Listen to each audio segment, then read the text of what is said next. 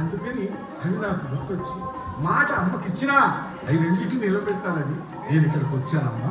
మీ అందరికీ కూడా నా హృదయపూర్వక నమస్కారాలు తెలియజేస్తున్నాను. ఎందుకంటే తానే పాపారాయుడు విగ్రహ ప్రతిష్ఠ చేశారు అక్కడ వెలములందరూ కలిసి. అలాగని ఈ రోజున ఈ శ్రీకృష్ణ భగవానుడు ఈ కురుక్షేత్ర సంగ్రామాన్ని మేము ఇక్కడ చెప్పడానికి మాకు ఇది ఒక అదృష్టంగా మేము భావిస్తున్నాం.